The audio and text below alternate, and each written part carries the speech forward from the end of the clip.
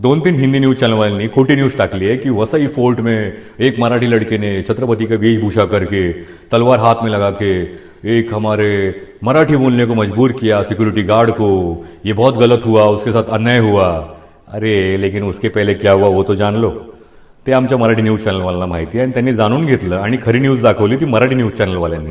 त्यांना सल्यूट आहे या आर्टिकिंगकडनं, ह्या मराठी मावळ्याकडनं। कारण आपल्या आपल्या राज्यामध्ये तुम्हाला असते ना तुमची राजभाषा प्यारी, तसं मला मान सन्मान नको का माझ्या मराठीला महाराष्ट्रामध्ये?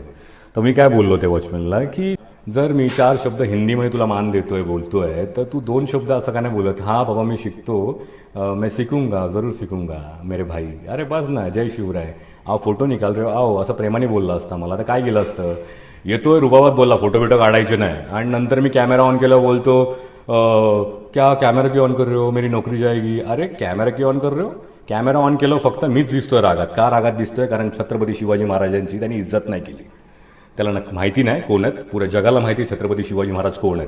और जोर से बोलते चलो चलो निकलो निकलो। पहले निकलो निकलो, बाद में कैमरा निकालने के बाद और मेरा आवाज बड़ा होने के बाद माझा आवाज वरचढ चढल्यानंतर त्याला कळलं की हा कट्टर मावळा आहे आणि कट्टर मराठा आहे। तेव्हा त्याचा होश आले त्याला, तेव्हा त्याला कळलं की आता हा नडणार आणि आपली बाराखडी काढणार। आणि तेव्हा मी त्याचा इतिहास काढला। वरती तू गडावर बाटल्या पडलेल्या असतात, त्या काय हवेत नाही येतात, जे तुझ्यासमोर गोवा गुटखा खातायत, दारू पितात आणि वरती कपल फालतूगिरी करायला जातात। हा काय लवर पॉईंट आहे?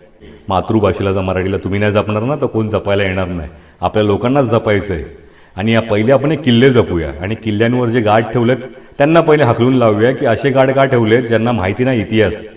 त्यांना थोडं तरी माहिती पाहिजे की वसई फोर्ट चिमाजी आपण कितव्या साली कसा जिंकला ते तरी माहिती पाहिजे, हे तरी नॉलेज घ्या। आणि एवढी डेअरिंग कुठून येते रे तुमच्यामध्ये की हक्काने तुम्ही पैसे घेऊन कुठे वरती पाठवतात, कपल लोकांना पाठवतात, दारू प्यायला वरती जागा देतात। हां, यापुढे असं होणार नाही आणि तुम्ही हक्काने वेशभूषा करून छत्रपतींची बिंदास किल्ल्यांवर जाऊ शकता। हा कुठचा काय क्राईम नाही आहे। हक्काने जावा, फोटो काढा आणि जो तिथे सिक्युरिटी ठेव त्याला पण कळलं पाहिजे की छत्रपती शिवाजी महाराजांच्या वेशभूषेमध्ये जर कोण आलाय त्याला मान सन्मान भेटलाच पाहिजे।